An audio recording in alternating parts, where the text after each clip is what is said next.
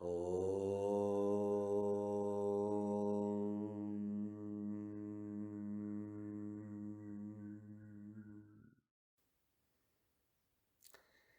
the next knot in illusion that I'm going to talk about is fear. By principle, illusion is fear-based. Reality is pure love.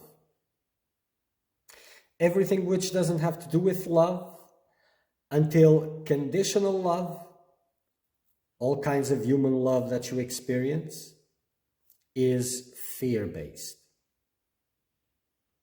It is connected to some sort of fear. It is supported by some sort of fear.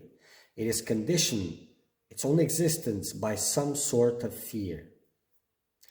Fear is a giant. It is the bodyguards of illusion. And when it kicks in, it is savage depending on the intensity that it presents itself.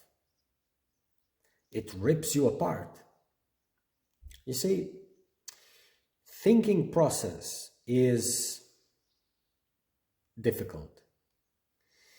It's not easy to think. People imagine that it is easy to think, but it isn't. Because thinking involves in exploring that which is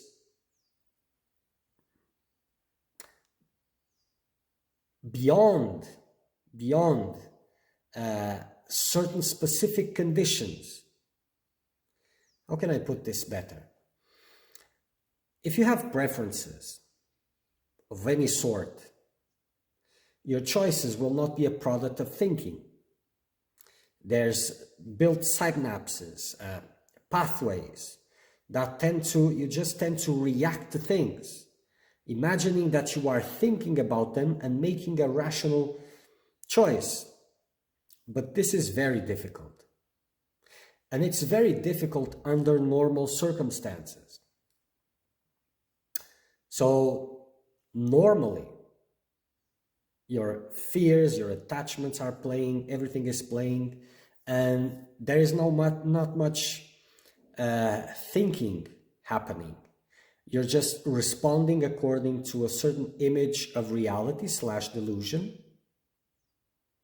It's just a predictable reaction according to that which you need to preserve. So under normal circumstances, it's very difficult, this thought process, and it should be gained, it should be conquered. But under fear, it becomes almost impossible. So as you are trying to break with attachments, as you are endangering the reality / illusion you are supposed to live, fear will kick in. And depending on the level of threat, it can be mild, moderate, or intense, depending on the level that you are threatening those structures. But they will come, they will present themselves.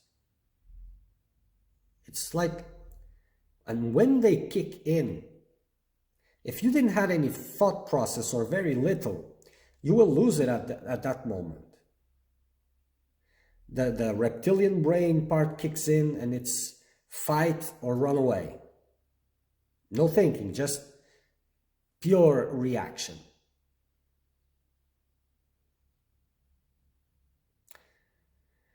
So this is expected.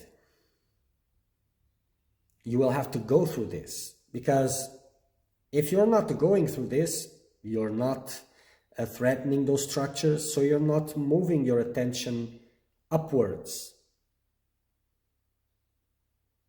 But when it's like, okay, let's use this graphic again.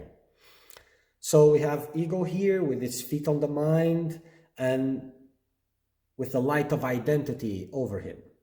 So when fear kicks in, it's like a powerful response that affects the body and the mind simultaneously. It's like a huge blast that happens inside that it's almost impossible not to turn your attention there, not to react from there. So attention is trying to move to real identity. When fear explodes, it is pulled down, dragged to the body mind, and then it is compelling you to invest in the circumstances. So you already passed this level of looking up or down. You already fall downstairs. You're at the level of the body, and you're influencing the characteristics that surround the body. So that contemplation, that attachment towards the divine has been lost when fear kicks in. And this is why conquering fear is very important, it's crucial. Because it doesn't matter what you do, that fear doesn't come.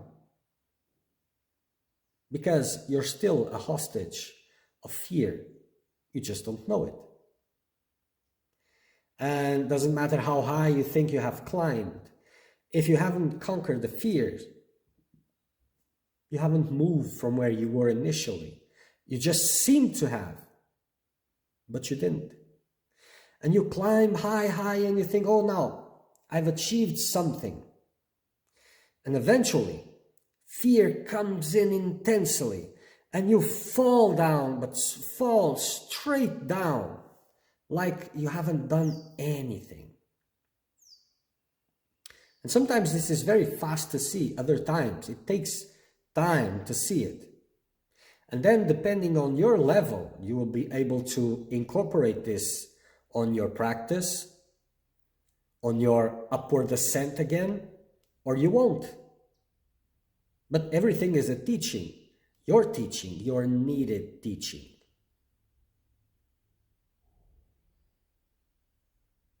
You are programmed to avoid fear. Your life is a reflection of that program. You're always trying to deviate from what scares you. But fears, they are there as a help, but you are going around the fear instead of moving above the fear to reach a higher platform, and another one, and another one, and so on. And as you are going around it, you're always at the same level. And understand that when things become serious, and if the calling is real, things will eventually become serious. If you have neglected this fear part, you will fall down unmistakably. So, as in the previous example of attachments, the most intelligent way of proceeding is working out all fears. You start by the smaller ones that you fear, and you don't stop until you conquer them. And you move to the next one, and the next one, and the next one. Because by doing this, you are constantly being exposed to fear. And by being constantly exposed to fear, you tend to learn how to breathe in the fear. How to not to let your mind just go crazy, screaming, and many things can happen. And you will slowly conquer the ability to calm down, to think, instead of just blindly reacting. So being exposed to the small fears is very important, moving to the higher ones and higher ones and higher ones, because you will understand its mechanics. Then you're able to see that whatever the fear was threatening you, you're a hostage from fear. And whatever the fear was threatening you, it is never as bad as it seems. But that's not important. Important about this is not the result, but the nature of the threat.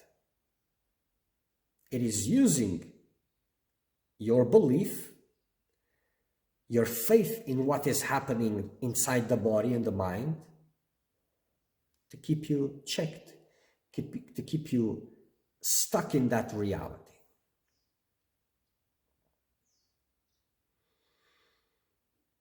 So the way you conquer fear is not by fighting aggressively against it. It's not by running away from it. It's by staying in its presence. And there is many things always happening around you. And there's this instinctive reaction of trying to control the scenario. What will happen, what people think, what if they like you, if they don't, whatever threats are there to your safety. But you shouldn't, you mustn't, you must resist the urge to control the scenario. Because when you resist that urge, you unleash the fears, and they will lose their control over you.